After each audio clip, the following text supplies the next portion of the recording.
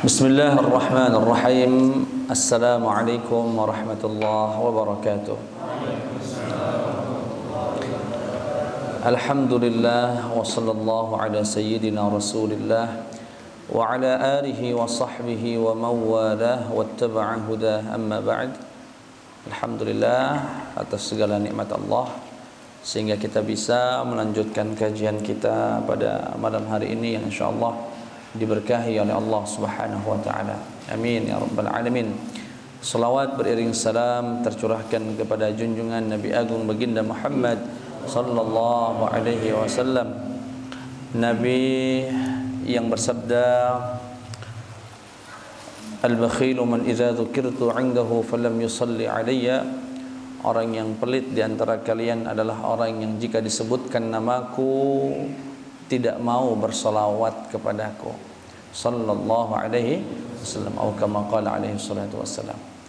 Pada malam hari ini kita lanjutkan kajian kita kitab Al-Arba'in An-Nawawiyah, mengkaji 42 hadis. Yang 42 hadis ini diyakini oleh Imam Nawawi dan ulama mewakili ajaran Islam, mewakili ajaran Islam dari awal sampai akhir. Dan pada malam hari ini kita sudah sampai ke hadis ke-11. Hadis ke-11. Adapun di musalla ini yang ketiga kali. Ini ya kali ketiga ini ya, kali ketiga. Baik, langsung saja. Bismillah. An Abi Muhammadin al-Hasan bin Ali bin Abi Talib. Dari Abi Muhammad Al-Hasan bin Ali bin Abi Talib. Ini salah satu hadis yang diriwayatkan oleh cucunya Rasulullah, Sayyidina Al-Hasan. Sayyidina Hasan, saudaranya Sayyidina Al-Husain. Hasan wal Husain. Sibti Rasulullah, cucunya Rasulullah sallallahu alaihi wasallam, wa raihanatihi radhiyallahu anhuma, ya, dan kesayangannya beliau. Qal hafiztu min Rasulillah sallallahu alaihi wasallam. Aku hafal, kata Sayyidina Hasan, aku menghafal suatu pesan dari Rasulullah sallallahu alaihi wasallam. Apa itu pesannya? Pendek sekali tapi maknanya luar biasa. Da' ma yuribuk ila ma la yuribuk. Kata beliau, tinggalkanlah apa-apa yang membuatmu ragu. Tinggalkanlah apa-apa yang membuatmu ragu, ila ma la yuribuk, menuju ke sesuatu yang tidak membuatmu ragu. Tinggalkanlah yang meragukan untuk sesuatu yang tidak meragukan. Itu saja pesannya dari Nabi Muhammad sallallahu alaihi wasallam yang kemudian dihafal dan disampaikan oleh Sayyiduna Al-Hasan ibni Abi Talib radhiyallahu anhu. Baik. Apa pesan dari hadis ini? Hadis yang sangat pendek namun luar biasa. Ini hadis ini yang pertama yang pasti menegaskan hadis yang pernah kita jelaskan, bahwasanya di Islam itu, di syariat kita itu, yang halal jelas, yang haram jelas, dan di antara yang halal dan yang haram namanya syubhat, yaitu sesuatu yang hukumnya belum dipastikan apakah dia masuk ke halal ataukah dia masuk ke haram. Yang halal ahlan wa sahlan, silahkan dinikmati. Yang haram ditinggalkan.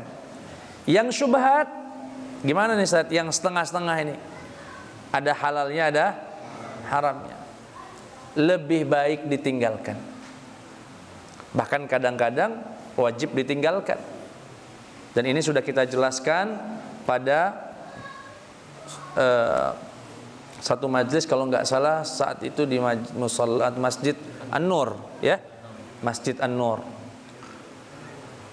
Nah, yang tidak jelas hukumnya itu bukan berarti tidak ada hukum, tapi yang tahu hanya ulama. Kalau orang awam seperti kita ini nggak tahu ini halal apa haram, sehingga lebih baik ditinggalkan. Misalnya kondangan ngambil jatah ayamnya 5. Satu halal enggak? Halal, halalan thayyiban, enggak ada masalah. Tapi kalau 5 sudah mulai agak ragu dikit. Ini kaget, ada yang enggak dapat ini pasti. Karena biasanya tuan rumah itu kalau mau buat porsi undangan 2 kali lipat dari yang diundang. Punya undangan 500 biasanya porsinya 1000. Punya undangan 1000 pasti porsinya 2. Lah kalau antum ngambil 5, berarti ada berapa orang yang ambil? Minimal 1 orang ada yang diambil. Ini gimana nih saat hukumnya nih? Ya syubhat lah itu. Bagusnya nggak usah. Dan makanya semoga majelis ini kalau besok kondangan hari Minggu ya, tidak termasuk yang begitu. Kecuali memang ada pernyataan betul dari tuan rumah, Pak Bu ambillah semau-maunya. Nah bungkus kita. Sayang sekali kadang-kadang saat kondangan itu di bawah-bawah kursi tersisa-sisa, ya mubadzir. Sayang sekali. Itu namanya syubhat. Nah hadis ini menegaskan yang itu. Tinggalkan yang meragukan, lakukan yang tidak meragukan. 5 ragu, ya udah 1 saja.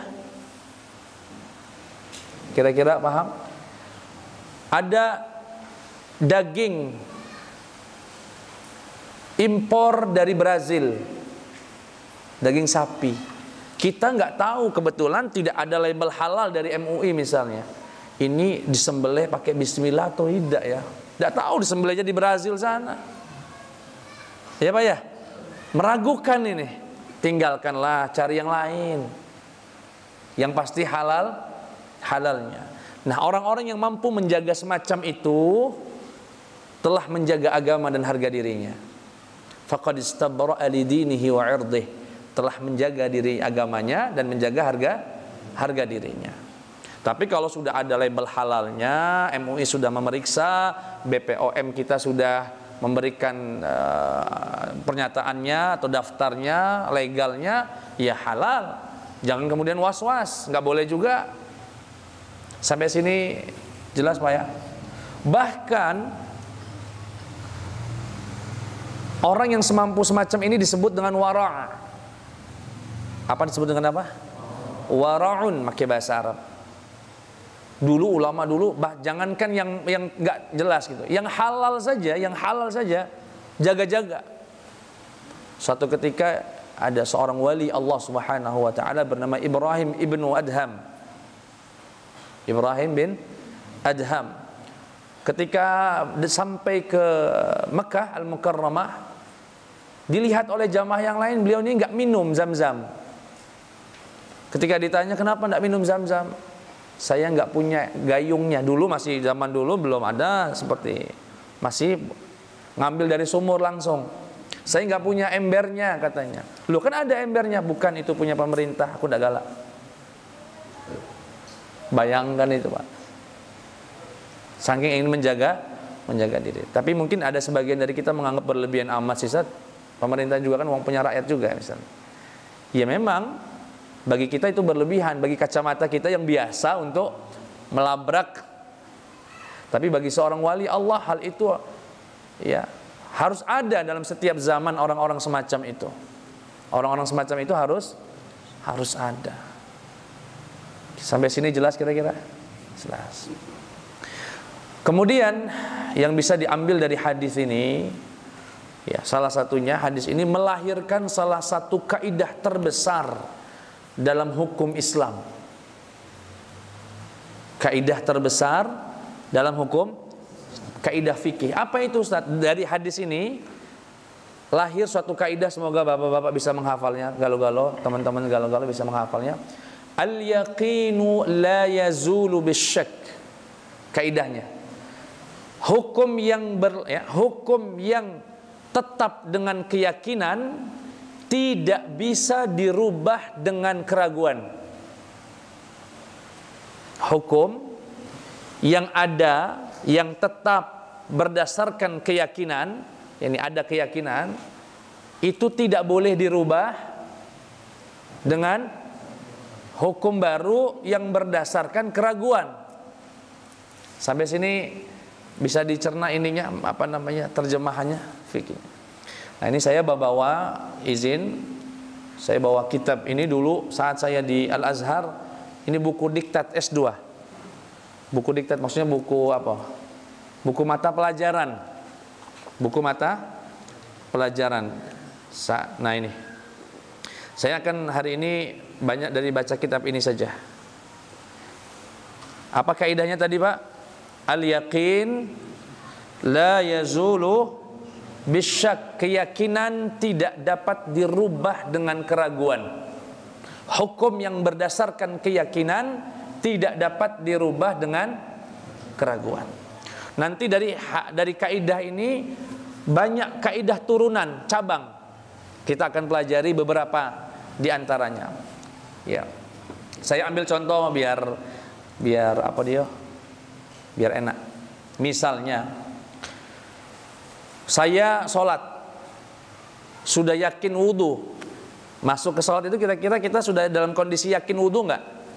Berarti kita masuk ke sholat yakin suci dari hadas. Begitu ya? Allahu Akbar. Perut ini ada yang keluar, seperti buang angin. Saya ini kentut atau tidak ya? Sering enggak kira-kira? Sering nggak hadir orangnya?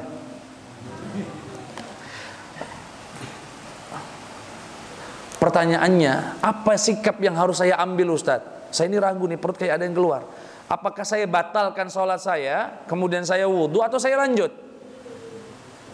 Kaidahnya, posisi kita suci, kondisi kita suci tadi, itu berdiri atas dasar yakin kita sudah wudhu. Kita batal itu ragu benar-benar keluar atau tidak. Kalau begitu apa sikapnya? Laju salatnya. Jangan dipikirkan lagi. Ini kadang-kadang jadi was-was. Masa baru Allahu Akbar kemudian ragu itu, aku ini kentut atau tidak ya? Kentut atau tidak ya? Karena dia nggak punya ilmunya, nggak tahu kaidah ini. Dari rakaat pertama sampai salam, bukan mikirkan khusyuknya sholat, bukan mikirkan tafsir bacaan sholat. Yang dipikirkan, aku ini kentut atau tidak. Kira-kira sholat yang macam mana yang begini nih yang mau dipersembahkan kepada Allah Subhanahu. Tapi kalau dia punya ilmu, begitu dia tahu ada keraguan, lewat.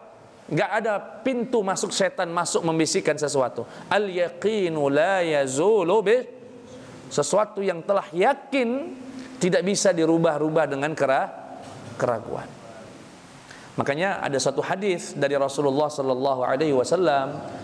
Suatu hari datang seorang laki-laki kepada Nabi Muhammad sallallahu alaihi wasallam, "Ya Rasulullah, ada seorang laki-laki salat, kemudian dia bermasalah. Ashkala alaihi akharaja min batnihi syai'un am la?" Apa dia bermasalah, apakah di perutnya dia ada yang keluar atau enggak? Bagaimana sikap saya? Kata Rasulullah, jangan kau keluar dari salatmu sampai mendengar suara atau mencium bau. Artinya bersuara nian. Lah kalau sudah bersuara, jangan nyala ke setan. Oh, ini gangguan setan ini. Ini bisikan setan ini. Laju setan yang disalahkan. Padahal benar-benar sudah buang angin ya, keluar. Tapi kalau tidak ada suara dan tidak mencium bau, laju, lanjutkan salatnya. Berdasarkan kaidah apa? Al-yaqinu la yazulu. Saya mau berangkat ke Jawa, meninggalkan bak air dalam kamar mandi itu penuh. Saya yakin kesuciannya. Air itu suci mensucikan. Berangkat saya ke Jawa dalam waktu 2 minggu misalnya. Pulang, ragu. Kira-kira ada kucing buang air kecil di sini enggak ya? Kira-kira ada tikus bangkai enggak ya lewat sini? Keraguan datang. pastikan air itu tetaplah suci, mensucikan. Kenapa? Hukum yang sudah tetap dengan keyakinan tadi tidak bisa dirubah dengan keraguan. Sampai sini jelas? Al-yaqinu la yazulu. Saya tadi subuh sudah sholat subuh. Sudah sholat subuh, sudah assalamualaikum. Ngobrol, biasanya di sebagian masjid ada ngobrol, ada pengajian misalnya. Begitu, anggaplah pengajian. Begitu pengajian sudah selesai, bertepatan dengan waktu syuruk. Ada syariat untuk sholat syuruk atau sholat isyraq, atau sebagian pendapat sholat duha. Dia sudah sejaman dengerin pengajian itu. Kemudian dia ragu, aku lah batal belum ya? Selama sejam dengerin pengajian itu, sudah batal atau belum ya? Dengan kaidah ini tadi, kita akan memberikan keputusan yang sangat mudah. Katakan Anda belum batal, sholatlah. Jadi nggak perlu repot-repot, keluar wudhu lagi. Kenapa? Karena posisi dia, hukum dia sebagai orang yang suci dari hadas, itu sudah ada buktinya dia sholat subuh berjamaah. Di tengah perjalanan itu dia dengar pengajian, ada keraguan apakah sudah batal atau selama tidak ada bukti yang konkret yang dia yakini itu batal, lanjut. Sampai sini jelas kira-kira? Al-yaqinu la yazulu bisyak.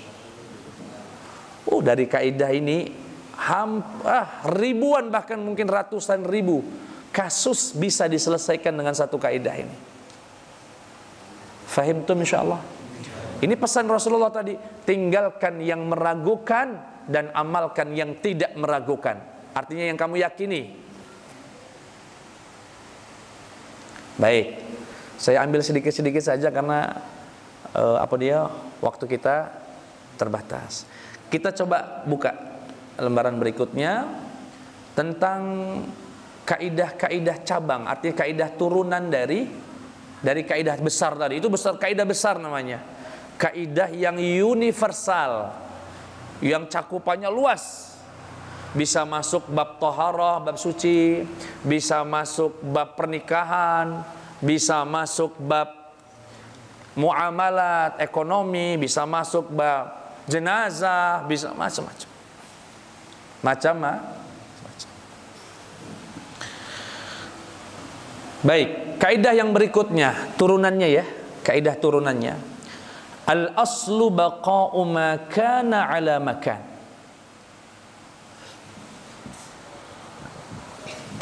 Al-aslu baqa'u ma kana 'ala makan. Apa itu artinya? Ini kalau di pondok pesantren biasanya ini al-aslu baqa'u ma kana 'ala makan. Al-aslu baqa'u ma kana 'ala makan. Apa artinya? Pada dasarnya menghukumi sesuatu hari ini dengan hukum yang ada di masa lalu. Saya ulangi lagi mungkin biar agak terjemahnya enak. Pada dasarnya menghukumi sesuatu dengan satu hukum saat ini dengan hukum yang sudah ada sebelumnya. Sekali lagi ya, wajar ini biasanya diajarkan. Ini saya di S2 ini ngajinya. Dulu kita di sini kan S3, jadi agak beda. Nah. Pada dasarnya sesuatu hari ini itu dihukumi dengan hukum yang sudah berlaku sebelumnya. Sampai ada yang merubahnya. Sampai ada yang merubahnya. Sampai ada yang merubahnya. Contoh. Nah, kalau dikasih contoh ini baru nyambung. Mas'alatul mafqud alladhi inqata'a khabaruhu wa lam yu'lam mautuhu wa la hayatuhu. Fahadha al-mafqud yuhkamu bihayatihi li'annahu hina taghibuhu kanat hayatuhu muhaqqaqatan. Li'annahu hina yaghibu kanat hayatuhu muhaqqaqatan ma lam yaqum dalilun ala mautihi haqiqatan aw yahkumul qadi bi mautihi ba'da mauti jami'i aqranihi, dan seterusnya. Begini, kita punya saudara, pamit mau merantau. Mau merantau kemana? Nak merantau ke Jawa lah, nak nyari kerjaan, kalau bisa memperbaiki ekonomi misalnya, Pak. Berangkat dia ke Jawa, 10 tahun nggak ada kabar, 15 tahun nggak ada kabar, 20 tahun nggak ada kabar, orang tuanya meninggal. Saat orang tuanya meninggal, yang merantau ini ahli waris bukan? Ahli waris, anaknya. Nah, anak yang ada di kampung ini yang sama bapak ibunya mau bagi-bagi warisan. Ini cak mano kakak kita yang merantau ini, dan mau dikasih jatah atau enggak kira-kira? Kalau meninggal ya nggak dapat. Kalau sudah meninggal kakaknya tadi ya nggak dapat.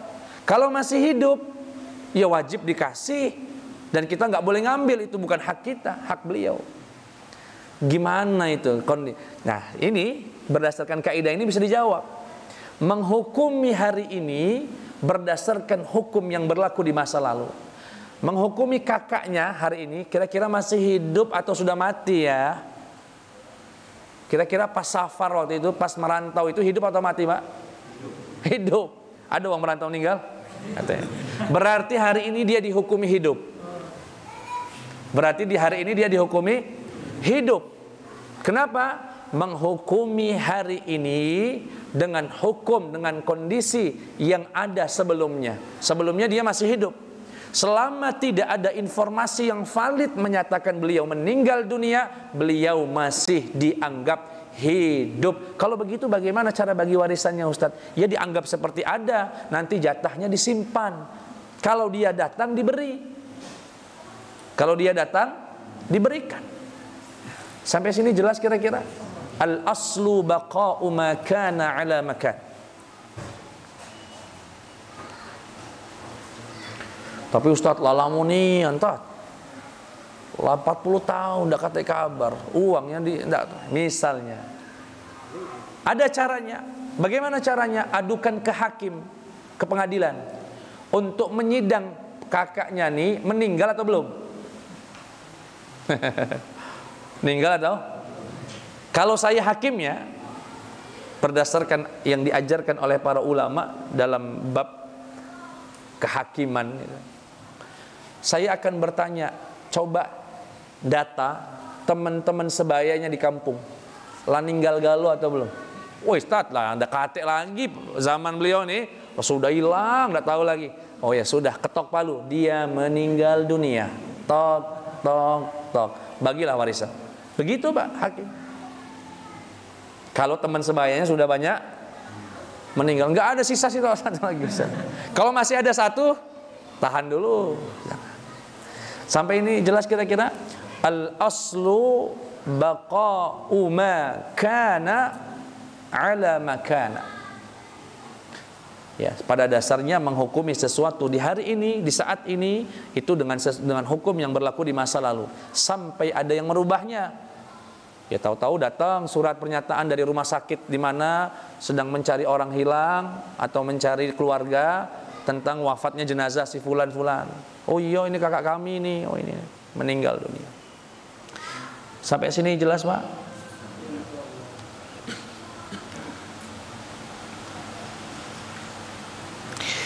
Contoh lain, ini agak sedikit harus mikir ya, agak sedikit harus mikir.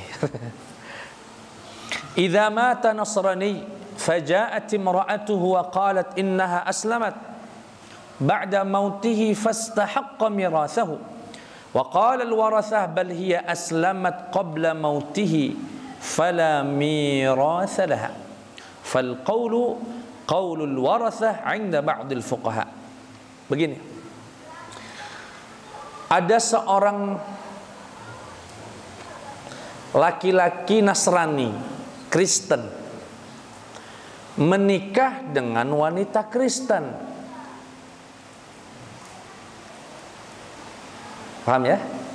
Kemudian sang istri masuk Islam. Yang istri masuk Islam. Suami meninggal. Kira-kira si istri dapat warisan nggak? Jangan dijawab, nggak tahu, udah ngarang-ngarang, nggak tahu. Ya Ustaz, dapat ya. Hukum itu, Cak, jualan di pasar 16. Ya Ustaz, dapat Ustaz, ya Ustaz. Ya. Kalau nggak tahu, wallahu aku nih nanya, nggak nanya serius. Cak nyobain nanya, ya Pak. Apakah dia mendapatkan warisan atau tidak? Begini. Sang istri berkata kepada keluarganya, saya ini masuk Islam setelah dia meninggal. Pas dia meninggal, pas suami saya meninggal, saya itu masih Kristen dulu. Perlu diketahui dalam ilmu waris, berbeda agama tidak mendapatkan warisan. Artinya sang istri ini mau berkata, pas suami saya meninggal, saya itu masih satu agama. Jadi saya dapat waris.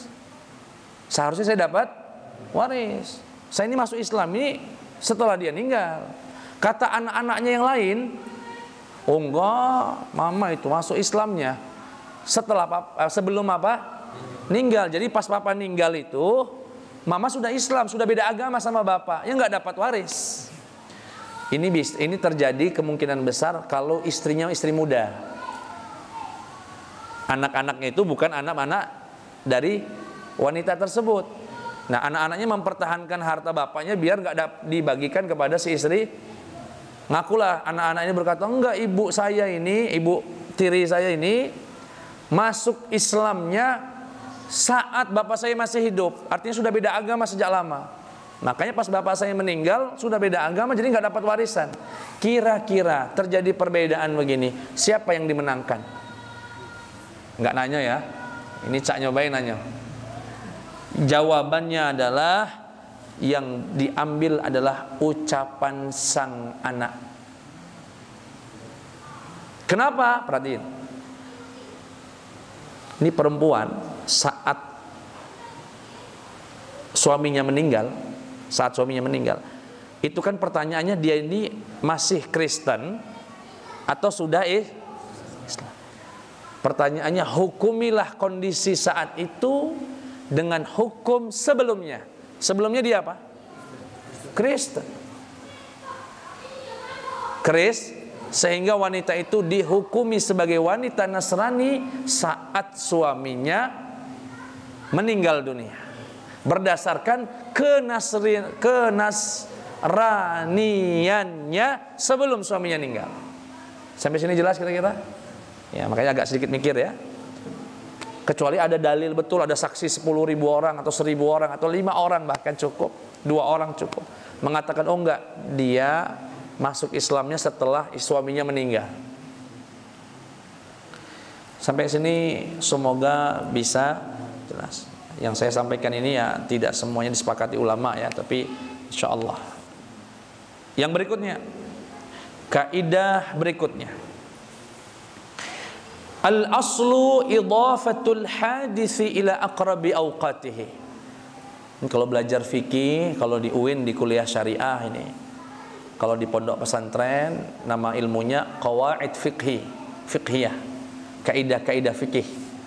Menarik sekali ilmu ini. Satu kalimat pendek tapi kasus banyak bisa diselesaikan. Baik, apa? Al-aslu idhafatul hadisi ila aqrabi awqatih. Yang enggak bawa catatan nanti lihat di YouTube. Ini kajian ini diupload malam Sabtu. Ya, di mushola apa? Al-Hidayah. Lorong Roda. Kaidah berikutnya, al-aslu idhafatul hadisi ila aqrabi awqati. Perhatikan, pada dasarnya suatu kejadian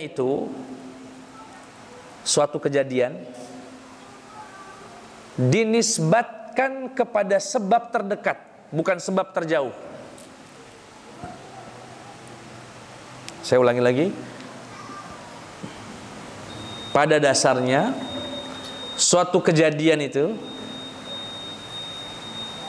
dinisbatkan kepada penyebab terdekat, bukan penyebab terjauh. Apa dia Ustaz? Coba saya tolong diringankan bahasanya. Ya, diringankan bahasanya. Saya ringankan bahasanya dengan kasih contoh. Man daraba batna hamilin fanfasala alwaladu hayya wa baqiya zamanan bila alamin thumma mata fala dhamana 'ala ad-dharib li'anna adh-dhahir annahu mata bisababin akhar. Perhatikan ini. Suatu ketika ada laki-laki, entah suaminya, entah siapa, mukul wanita hamil. Dipukulnya, ditinjunya misalnya, atau didorong lah, ya, didorong. Begitu didorong, keguguran, melahirkan. Tapi melahirkan bayi yang sehat, aman. Karena mungkin kontraksi, gara didorong, dia kontraksi, akhirnya melahirkan. Anak ini lahir dengan sehat walafiat. Sehat berjalan sebulan, berjalan 2 bulan, meninggal anaknya. Kira-kira yang bertanggung jawab siapa? Apakah yang mukul atau yang lain? Berdasarkan kaidah ini, yang mukul tadi tidak dimintai pertanggungjawaban. Kenapa? Karena ada sebab terdekat. Anak itu kepleset, anak itu sakit perut, anak itu demam, anak itu ada 2 sebab ya. Sebab pertama demam, sebab kedua pukulan orang yang lebih dekat. Mana sebabnya? Yang demam. Makanya suatu kejadian dinisbatkan kepada sebab terdekat. Fahim tum kira-kira? Itu kalau diadukan ke pengadilan, hakim akan bertanya begitu. Atau dengan kasus yang sama, tapi gambarannya agak sedikit berbeda. Ada wanita hamil, didorong, jatuh dia. Mungkin ada lebam sedikit, tapi nggak keguguran. Tidak keguguran. Seminggu berjalan, kepleset di kamar mandi, keguguran, meninggal anaknya. Yang bertanggung jawab siapa ini? Tidak ada. Tidak dimintai pertanggungjawaban yang melakukan yang awal. Kenapa? Dinisbatkan suatu kejadian itu kepada penyebab yang terdekat. Kecuali, apalagi sekarang sudah ada kemajuan teknologi medis, setelah ditelisik, didiagnosa, diperiksa dengan segala kemajuan teknologi, oh enggak, ini bukan kepleset penyebabnya ini. Ini penyebabnya ada pukulan yang pernah diantamkan di bagian perut ini, misalnya. Oh, dan sudah terbukti secara medis dengan kuat dan meyakinkan, barulah kaidah ini berubah. Kira-kira paham insyaallah? Berikutnya, tuh, sampai di sini ada karcis bus di Mesir ini. Kenangan. Ya, kenangan.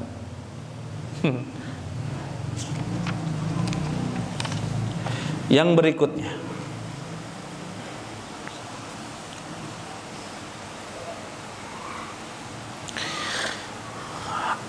al-aslu fil asya'i al-ibahatu awil hurmah.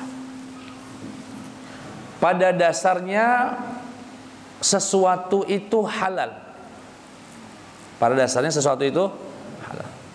Misalnya, antum, kita lagi ke hutan Pak, kehabisan makanan, nggak ada apa-apa. Tahu-tahu datang hewan. Hewan ini kita nggak tahu hewan apa namanya. Misalnya, ini kambing atau anak macan. Ya kalau dia macan berarti haram. Ya enggak? Kalau dia kambing jelas halal. Pertanyaannya kita nggak tahu ini hewan apa. Hukumannya apa Ustaz? Pada dasarnya segala sesuatu itu halal. Sampai ada kepastian kalau dia itu haram. Bapak masuk rumah, ada makanan di meja makan. Ini rumah kita Pak ya, bukan rumah orang. Kalau rumah orang lain, maling namanya. Masuk rumah kita, datang, wih, ada makanan. Kalau orang yang warak tadi, dia akan nanya-nanya, halal apa haram ini, ya kan? Pada dasarnya makanan di rumah ini ya punya kami. Bismillah dia makan. Halal enggak? Halal. Halal. Tahu-tahu datang.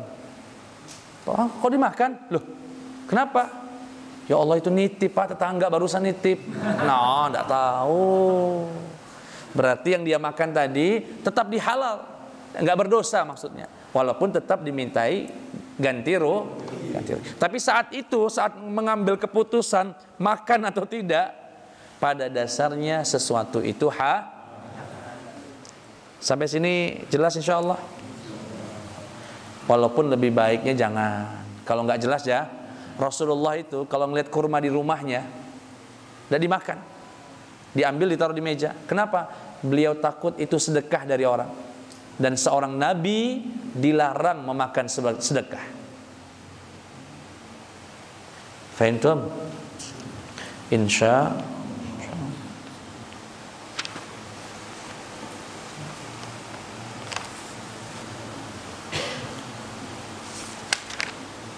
banyak nian ini cabangnya.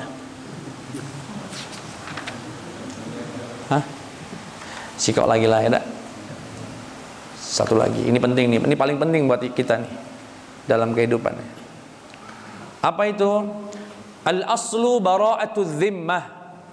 Ini kaidah turunannya. Pada dasarnya manusia itu nggak punya beban sama orang lain. Pada dasarnya manusia itu dilahirkan dan tumbuh dalam kondisi tidak punya tanggungan. Tidak punya. Itu yang yakin. Kalau dia punya tanggungan atau tidak itu yang meragukan. Tapi kita lahir dan bertumbuh ya bebas, nggak punya hutang, nggak punya tanggungan. Tahu-tahu ngetok pintu, Assalamualaikum, Waalaikumsalam. Iya Pak, ada apa? Pak, bayar hutangnya Pak. Lah, kapan saya ngutang sama Bapak? Bapak itu pernah ngutang sama saya. Misalnya Pak ya, ada yang ngaku begitu. Mana buktinya saya ngutang? Pokoknya Bapak pernah ngutang, nggak mau tahu saya. Apalagi gaya preman. Pokoknya Bapak ngutang. Misalnya. Andaikan itu diadukan ke pengadilan, hakim akan mengatakan Anda bebas dari hutang. Karena pada dasarnya manusia itu nggak punya tanggungan sama siapa-siapa. Sampai ada bukti kalau dia memang Sampai sini jelas insya Allah. Al-aslu bara'atudz zimmah. Pada dasarnya seseorang itu bebas dari tanggungan. Tapi Ustadz, ini udah cabang yang lain ya. Saya itu yakin betul Ustadz, punya hutang, ini buktinya. Cuma saya ini ragu, lupa. Udah bayar apa belum? Sudah bayar atau datang yang punya hutang. Tak, Assalamualaikum. Pak, bayar hutangnya Pak. Oh iya ya, aku ini ragu. Saya tahu saya punya hutang sama Bapak, tapi kayaknya saya ini udah bayar loh. Seingat saya itu sudah bayar. Enggak ada Pak. Enggak ada bukti. Tidak ada bukti. Kira-kira orang ini dihukumi berhutang atau tidak? Jangan jawab. Jangan ya. Wallahu. Kira-kira yang yakin tadi apa? Yakin dia punya hutang. Dia yakin punya hutang. Yang dia ragukan itu sudah bayar atau? Berarti hukumnya buat yang yakin apa yang ragu? Buat yang yakin. Berarti dia punya belum Sampai sini jelas Pak ya?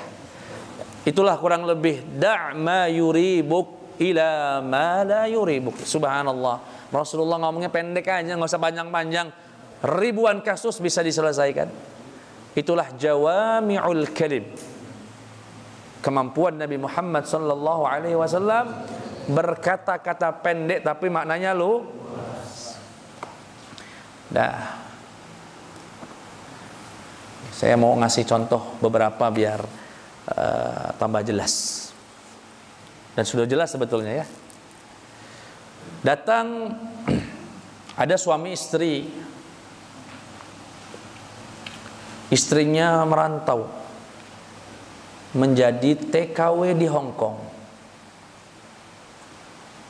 Di Hong Kong ya dia ngirim uang terus ya kan? Sama suaminya, dibuatlah rumah, dibelikanlah kendaraan, banyak emang ini, banyak. Begitu pulang istrinya, kata suaminya, kamu sudah bukan istri saya lagi. Kamu sudah saya cerai. Rupanya dia udah nikah lagi misalnya. Loh, kapan cerainya Pak? Kita kan enggak, mas misalnya kasus. Al-yaqinu la yazulu bisyak. Al-aslu baqa'u ma kana ala makan. Saat dia safar, saat dia merantau menjadi TKW, posisinya resmi sebagai istri. Clear. Diakui kedua belah pihak. Ada saksi, ada buku nikah. Ya. Pulang, saat itu apakah dia masih istrinya atau bukan? Hukumi dengan hukum yang sudah ada sebelumnya, yaitu dia adalah istri yang sah dari suami tersebut sampai suami itu bisa mendatangkan bukti kalau dia telah mencerai suaminya. Sampai sini jelas kira-kira? Banyak ini Pak ngaku-ngaku mah itu, atau sebaliknya istrinya yang ngaku sudah dicerai. Istrinya ngaku sudah, kamu saya bukan istri, bukan suami saya lagi. Lu kapan saya cerai kamu? Misalnya. Dan sebagainya. Itu semua berdasarkan hadis Nabi Muhammad SAW. Salah satunya, ya, tinggalkan apa-apa yang membuatmu ragu untuk melakukan apa-apa yang tidak membuatmu. Sampai sini jelas Pak, insya Allah.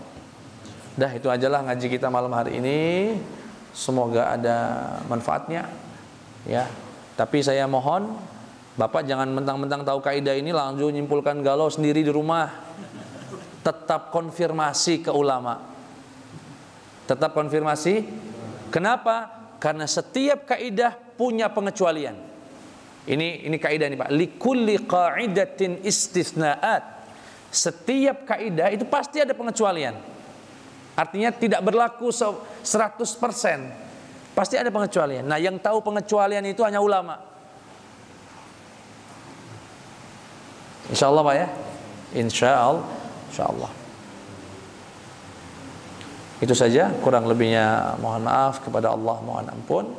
Assalamualaikum warahmatullahi wabarakatuh.